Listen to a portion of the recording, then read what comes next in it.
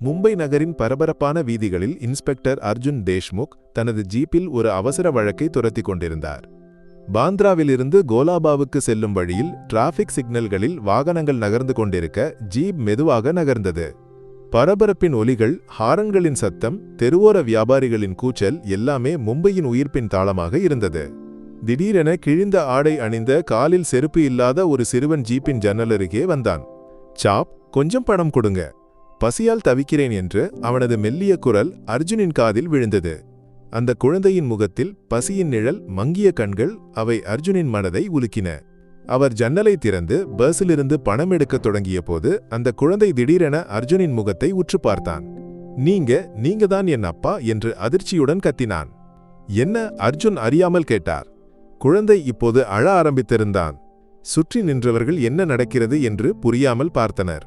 அர்ஜுன் அந்த குழந்தையின் முகத்தை உற்று நோக்கினார். அந்த சிறிய முகத்தில் எங்கோ ஒரு பரிச்சயமான தோற்றம் தோன்றியது, எங்கோ பார்த்தது போல. என் பெயர் ஆதி. என் அம்மா எப்போதும் சொல்வாங்க, என் அப்பா ஒரு பெரிய போலீஸ் அதிகாரி, ஆனால் அவர் எங்களை விட்டு போயிட்டார்னு. ஆதி சொன்ன வார்த்தைகள் அர்ஜுனின் மனதில் மின்னல் போல பாய்ந்தன. பல ஆண்டுகளுக்கு முன்பு நினைவுகள் மெல்ல உயிர்பட்டன.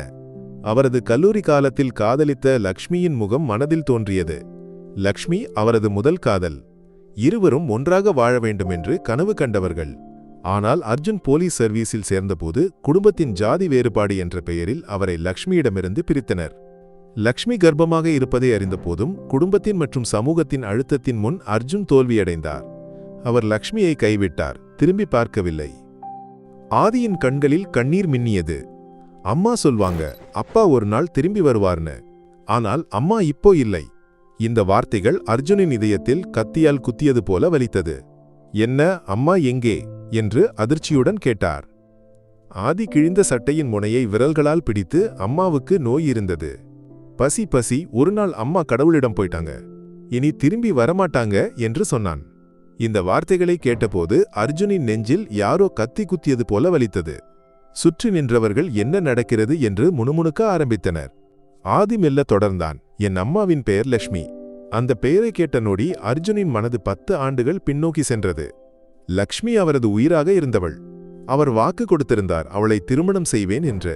ஆனால் அவரது அப்பாவின் கடுமையான வார்த்தைகள், உன் ஜாதி, உன் எதிர்காலம், எங்கள் குடும்பம், இவை எதுவும் அவளுக்கு பொருத்தமில்லை என்று அவரை நிர்பந்தித்தன. அர்ஜுனின் கண்கள் சிவந்தன. அவரது முன்னால் நிற்கும் இந்த குழந்தை அவரது மகன். அவர் ஜீப்பிலிருந்து இறங்கி ஆதியிடம் சென்றார். மகனே, என்னை மன்னித்துவிடு என்று அவரது குரல் தடுமாறியது. ஆதிக்கு ஒன்றும் புரியவில்லை. ஒரு ஆண் தன்னை மகனே என்று அழைப்பது இதுவே முதல் முறை. நான் பெரிய தவறு செய்தேன், உன் அம்மாவிடம் திரும்பி வர முடியவில்லை. ஆனால் இனி உன்னை நான் விடமாட்டேன். ஆதி தனது சிறிய கைகளால் அர்ஜுனின் முகத்தை தொட்டான். இனி நீங்க என்னை விட்டு போக மாட்டீங்க இல்லையா? அர்ஜுன் ஆதியை இறுக்கமாக கட்டிப்பிடித்தார். ஆனால் அவரது உள்ளத்தில் குற்ற உணர்வின் நெருப்பு எரிந்து கொண்டிருந்தது. நீ இப்போது எங்கே தங்கியிருக்கிறாய் என்று மெல்ல கேட்டார். ஆதி நடுங்கும் குரலில், எனக்கு சொந்தமாக ஒரு இடமில்லை. சில நேரம் கோவிலுக்கு வெளியே, சில நேரம் நடைபாதையில், பல நேரம் பசியோடு படுத்து உறங்க வேண்டும் என்று சொன்னான். இந்த வார்த்தைகள் அர்ஜுனின் இதயத்தை உடைத்தன. அவரது மகன், ஒரு போலீஸ் இன்ஸ்பெக்டரின் மகன், தெருவில் பிச்சை எடுக்கிறான். உன் அம்மாவுக்கு நோய் வந்தபோது நீ யாரிடமாவது உதவி கேட்கவில்லையா என்று நடுங்கும் குரலில் கேட்டார். ஆதியின் கண்கள் கலங்கின. உறவினர்கள் கூட எங்களை வேண்டாம் என்று சொன்னார்கள். நான் யாரிடம் போய் உதவி கேட்பேன்? அர்ஜுனுக்கு தனது ஆன்மா பிளவுபடுவது போல தோன்றியது. லக்ஷ்மி, நீ எவ்வளவு கஷ்டப்பட்டிருப்பாய் என்று அவரது மனது முணுமுணுத்தது. ஆதி தொடர்ந்தான், அம்மா எவ்வளவு பசித்தாலும் எனக்கு பசிக்கும்போது தனது உணவை எனக்கு கொடுத்து விடுவாங்க. பல நாட்களில் அம்மா பசியோடு படுத்திருப்பாங்க. நான் சொல்வேன், அம்மா நீயும் சாப்பிடு என்று. ஆனால் அம்மா சொல்வாங்க, மகனே, அம்மாவுக்கு பசி இல்லை. அர்ஜுனுக்கு தலை சுற்றியது. தான் மிகவும் நேசித்த லக்ஷ்மி இவ்வளவு வேதனையில் இருந்தாளா? நான் திரும்பி பார்க்கவில்லையே என்று அவரது மனது அவரை தாக்கியது. போலீஸ் சீருடை அணிந்ததால் நான் நல்லவனாகிவிட்டேனா? இன்ஸ்பெக்டராக இருப்பதால் என் பாவங்கள் கழுவப்பட்டு விடுமா? மகனே, உன் அம்மா கடைசியாக ஏதாவது சொன்னாளா என்று நடுங்கும் குரலில் கேட்டார். ஆதி கண்ணீரை துடைத்து, அம்மா சொன்னாங்க, உன் அப்பாவை நான் ஒருபோதும் குறை சொல்லவில்லை. ஒரு நாள் உன் அப்பாவை சந்தித்தால் இதை சொல்லு. ஆதியை மட்டும் விடாதே என்று சொன்னான். இந்த வார்த்தைகளை கேட்டபோது அர்ஜுன் ஆதியின் தோள்களை பிடித்தார். மகனே, உனக்கு தேவையான எல்லாவற்றையும் நான் தருவேன். இந்த உலகின் எல்லா மகிழ்ச்சியையும் உனக்கு கொடுப்பேன். உன் ஒவ்வொரு பசிக்கும் வலிக்கும் நான் பதில் சொல்வேன். ஆனால் ஆதி அர்ஜுனின் கண்களை பார்த்து கேட்டான், அம்மா உயிரோடு இருந்தபோது நீங்க எங்கே இருந்தீங்க? அம்மா அழும்போது எங்களை வாடகை வீட்டிலிருந்து வெளியேற்றிய போது, நான் கோவிலுக்கு வெளியே மற்றவர்கள் வீசிய இலையிலிருந்து உணவு சாப்பிட்ட போது நீங்க எங்கே இருந்தீங்க? இந்த கேள்விகள் அர்ஜுனின் இதயத்தை அம்பு போல துளைத்தன. தனது மகனின் முன்னால் அவர் ஒரு இன்ஸ்பெக்டர் இல்லை, தனது இரத்தத்தை கைவிட்ட ஒரு குற்றவாளி மட்டுமே. மகனே, நான் ஒரு பாவி, ஆனால் இனி ஒரு தவறும் செய்ய மாட்டேன் என்று நடுங்கும் கைகளால் ஆதியின் தலையை தொட்டார். ஆதி கசப்புடன் சொன்னான், இது தவறா, குற்றமா? சுற்றி நின்றவர்கள் முணுமுணுக்க ஆரம்பித்தனர். இன்ஸ்பெக்டர் சாருக்கு இப்படி ஒரு நிலை. அந்த குழந்தையை தத்தெடுக்க கூடாதா? அர்ஜுனுக்கு முதல் முறையாக தனது சீருடை ஒரு பாரமாக தோன்றியது. ஆதி கண்ணீர் நிறைந்த கண்களுடன் கேட்டான், இப்போ என்னையும் கூட்டிக் கொண்டு போவீங்களா? இல்ல இங்கே விட்டுட்டு போயிடுவீங்க. நான் எங்கே இருந்தாலும் நல்லா இருப்பேன். இந்த வாழ்க்கைக்கு நான் பழகிவிட்டேன். இந்த வார்த்தைகள் அர்ஜுனின் இதயத்தை நொறுக்கின. தனது மகன் தன்னை நிராகரிக்கிறான். மகனே, தயவு செய்து எனக்கு ஒரு வாய்ப்பு கொடு. இந்த உலகின் எல்லா மகிழ்ச்சியையும் உனக்கு தருவேன் என்று கெஞ்சினார். ஆதி அவரது கண்களை பார்த்தான். அம்மாவை திருப்பிக் கொடுக்க முடியுமா? அர்ஜுனின் தொண்டை அடைத்தது. முகம் வெளுத்தது. ஆதி திரும்பி நடக்க ஆரம்பித்தான். நான் என் அம்மாவை இழந்தேன், இனி இவை எதற்கு என்று கூட்டத்தில் மறைந்து போனான். அர்ஜுன் நின்ற இடத்தில் உறைந்து போனார். தனது மகன் தன்னை விட்டு போகிறான். மகனே, நான் ஒரு குற்றவாளி. ஆனால் என்னை தண்டிக்காதே, கடந்தவற்றை மாற்ற முடியாது. ஆனால் உன் எதிர்காலத்தை மாற்ற முடியும் என்று தடுத்து சொன்னார். ஆனால் ஆதி திரும்பி பார்க்காமல் நடந்து போனான். கூட்டத்தில் ஆதி மெல்ல மறைந்தான். அர்ஜுன் சுற்றி பார்த்தார், ஆனால் ஆதியை காணவில்லை. தெருவிலிருந்த குழந்தைகளிடம் கேட்டார், ஒரு சிறு பையன் கிழிந்த துணி அணிந்தவன் எங்கே போனான்? குழந்தைகள் பயத்துடன் தலையாட்டினர். யாருக்கும் ஒன்றும் தெரியவில்லை. இரவு தாமதமாக அர்ஜுன் வீட்டுக்கு வந்தார். அவரது அறையிலிருந்த பதக்கங்களும் ட்ரோஃபிகளும் இப்போது ஒரு பாரமாக தோன்றின. இவை எல்லாம் வென்று என்ன பயன்? என் மகன் என்னை நிராகரித்து விட்டானே. அவர் ஒரு பழைய புகைப்படத்தை தேடி எடுத்தார், லக்ஷ்மியுடையது. அதை பார்த்தபோது அவரது கண்கள் கலங்கின. லக்ஷ்மி, என்னை மன்னித்துவிடு. உன்னையும் என் மகனையும் இழந்துவிட்டேன். திடீரென அவரது போனில் ஒரு செய்தி வந்தது. சார், ஒரு குழந்தை நடைபாதையில் மயங்கி விழுந்தான். மிகவும் பலவீனமாக இருக்கிறான். அர்ஜுன் அதிர்ந்தார். ஆதியா? ஆமாம் சார், உங்களுடன் இருந்த ஆதிதான். அர்ஜுன் ஒரு நொடி கூட வீணாக்காமல் ஜீப்பை ஸ்டார்ட் செய்தார். அங்கு சென்றபோது குளிரில் நடுங்கி மெல்லிய சட்டை மட்டும் அணிந்து ஆதி மயங்கி கிடந்தான். முகம் வெளுத்து உடல் குளிர்ந்திருந்தது. அர்ஜுன் ஆதியை மடியில் தூக்கி நாடியை பரிசோதித்தார்.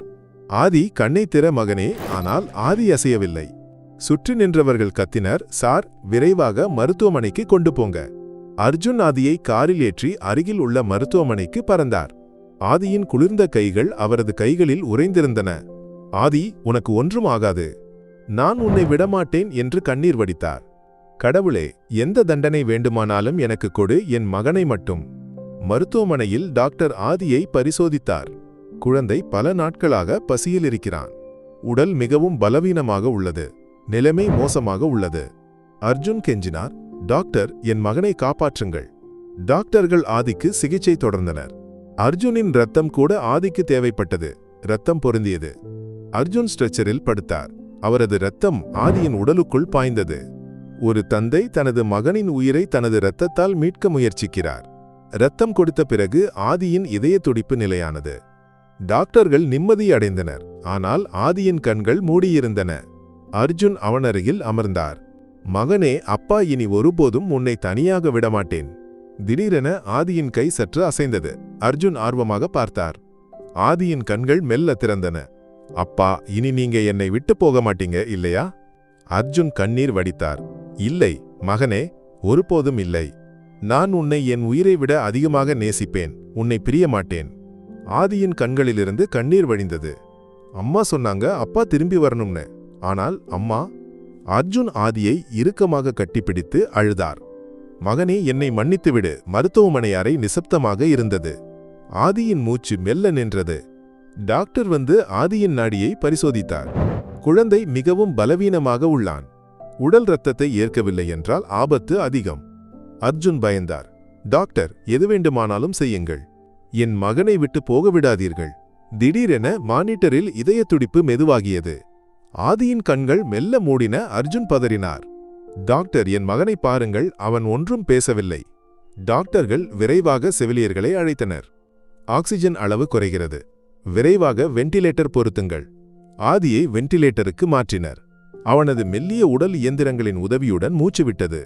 அர்ஜுன் முழங்காலில் விழுந்து அழுதார். கடவுளே, என் உயிரை எடுத்துக்கொள், என் மகனை மட்டும் விடாதே. ஆதியின் முகத்தில் அந்த அப்பாவின் தோற்றம் இன்னும் இருந்தது. திடீரென அவனது கை சற்று அசைந்தது. அர்ஜுன் விரைவாக அவனது கையை பிடித்தார். மகனே, அப்பா இங்கே இருக்கிறேன். ஆதியின் இமைகள் மெல்ல திறந்தன. அப்பா முன்பே வந்திருந்தாள். அவன் அந்த வார்த்தைகளை மீண்டும் சொன்னான். ஆமாம் மகனே, நான் குற்றவாளி. உன்னையும் உன் அம்மாவையும் விட்டுப்போனது என் மிகப்பெரிய பாவம். இப்போது எனக்கு பயமாக இருக்கிறது. மகனே, உறங்காதே, என்னுடன் பேசு என்று அர்ஜுன் கெஞ்சினார். ஆனால் ஆதியின் இமைகள் மெல்ல மூடின. அவனது கைகள் மென்மையாகின. மானிட்டரின் பீஃப் ஒலி உரத்தாகியது. டாக்டர் பதறியபடி ஓடி வந்தார். அர்ஜுன் ஆதியை உலுக்கினார். மகனே, கண்ணை திற, உன் அப்பாவை நம்பவில்லையா? ஆனால் ஆதியின் கண்கள் அசையாமல் மூடின. டாக்டர்கள் கடைசி முயற்சியாக ஷாக் சிகிச்சை அளித்தனர். ஆதியின் நெஞ்சில் அழுத்தினர். ஆனால் மானிட்டரில் உள்ள கோடு நேர்கோட்டில் தொடர்ந்தது. அர்ஜுன் சுவரில் சாய்ந்து சோர்ந்து அமர்ந்தார். இல்லை கடவுளே, என் மகனை திருப்பிக் கொடு. டாக்டர் ஆதியின் நாடியை மீண்டும் பரிசோதித்து தலைகுனிந்தார். மன்னிக்கவும், நாங்கள் முழு முயற்சி செய்தோம். ஆனால் அவனை காப்பாற்ற முடியவில்லை. அர்ஜுன் உறைந்து போனார். டாக்டரின் காலரை பிடித்தார். நீ பொய் சொல்கிறாய். என் மகன் உயிருடன் இருக்கிறான். அவர் தள்ளாடி ஆதியின் உயிரற்ற உடல் அருகில் அமர்ந்தார். ஒருமுறை அப்பா என்று அழை, மகனே என்று அழுதார். ஆனால் ஆதிக்கு இனி ஒன்றும் சொல்ல முடியாது. அப்பாவின் அன்புக்காக ஏங்கி அவன் இந்த உலகை விட்டு போனான். அர்ஜுன் ஆதியை மார்போடு அணைத்து பிடித்தார். மகனே, நான் உன்னை இழந்துவிட்டேன். மருத்துவமனை அரை நிசப்தமாக இருந்தது. வெள்ளை போர்வையின் கீழ் ஆதியின் குளிர்ந்த கைகளில், மானிட்டரின் நேர்கோட்டில், அர்ஜுனின் உடைந்த இதயத்தில் எல்லாம் நிசப்தம் மட்டுமே. டாக்டர்கள் அர்ஜுனின் தோளில் கை வைத்தனர். சார், குழந்தையின் உடலை எடுக்க வேண்டும். அர்ஜுன் அவர்களை வெறுப்புடன் பார்த்தார். உடல் இல்லை, அவன் என் உயிர். செவிலியர்கள் கண்ணீர் மல்கி நின்றனர். அர்ஜுன் ஆதியின் உடலுடன் மெல்ல மருத்துவமனை கதவை கடந்தார். இரவு நிசப்தமாக இருந்தது. குளிர்ந்த காற்று வீசியது. ஆனால் அர்ஜுன் ஒன்றும் உணரவில்லை. ஆதி முதலில் தன்னை கண்ட அந்த நடைபாதைக்கு வந்தார். அந்த கிழிந்த நடைபாதை ஆதி பிச்சை எடுத்த இடம். அர்ஜுன் குளிரில் நடுங்கி ஆதியை மடியில் வைத்து அமர்ந்தார். மகனே, உன்னை தத்தெடுக்க நான் மிகவும் தாமதித்து விட்டேன். நீ என்னுடனான உறவை முறித்து விட்டாய் என்று அவரது கண்களிலிருந்து கண்ணீர் ஆறாக பெருகியது. கடவுளே, என் மகனின் உயிரை ஏன் எடுத்தாய்? தண்டனை எனக்கு கொடுத்திருக்க வேண்டாமா? இருள் சுற்றிலும் பரவியது. அர்ஜுன் ஆதியின் உயிரற்ற உடலை மார்போடு அணைத்து பிடித்தார். மகனே, உன் அப்பா உன்னை விடமாட்டேன். இனி நீ எங்கு சென்றாலும் நான் உன்னுடன் இருப்பேன். திடீரென ஒரு போலீஸ்கார் வந்து நின்றது. ஒரு கான்ஸ்டபிள் அர்ஜுனை பார்த்து அதிர்ந்தார். சார், நீங்க இங்கே இந்த குழந்தையுடன்? அர்ஜுன் அவனை வெறுப்புடன் பார்த்தார். என் மகன் போய்விட்டான். இனி அவன் திரும்பி வரமாட்டான். கான்ஸ்டபிளின் கண்களும் கலங்கின. சார், அவனை மருத்துவமனைக்கு. அர்ஜுன் தலையாட்டினார். இனி மருத்துவமனைக்கு கொண்டு போய் என்ன பயன்? உயிருடன் இருக்கும்போது நான் ஒன்றும் செய்ய முடியவில்லை. இனி என்ன செய்ய? அப்போது கோவிலுக்கு வெளியே உட்கார்ந்திருந்த ஒரு முதியவர் மெல்ல அர்ஜுனிடம் வந்தார். அவர் அவரது தோளில் தொட்டார். மகனே, கடவுள் உனக்கு ஒரு வாய்ப்பு கொடுத்திருந்தார். ஆனால் நீ என்ன செய்கிறாய்? அர்ஜுன் துக்கத்துடன் அவரை பார்த்தார். என்ன வாய்ப்பு? எல்லாம் முடிந்துவிட்டது. என் கையில் இனி ஒன்றுமில்லை. முதியவர் சொன்னார், உன் மகன் போய்விட்டான். ஆனால் இந்த இருளில் எத்தனையோ ஆதிகள் தனியாக கஷ்டப்படுகிறார்கள் என்று உனக்கு தெரியுமா? உன் ஆதியைப் போல வேறு யாரும் அனாதையாக கூடாது என்று உனக்கு தோன்றவில்லையா? இந்த வார்த்தைகள் அர்ஜுனின் மனதில் ஒரு உத்வேகத்தை எழுப்பின.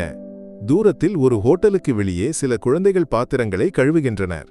சிலர் குளிரில் சுருண்டு உறங்குகின்றனர். ஆதியைப் போலவே அவர்களுக்கும் ஒரு இடம் கிடைக்கவில்லை. அர்ஜுன் முடிவு செய்தார், தனது மகனைப் போன்ற மற்ற குழந்தைகளை காப்பாற்ற, அவர்களுக்கு ஒரு வாழ்க்கை கொடுக்க தான் ஒரு சக்தியாக இருப்பேன்.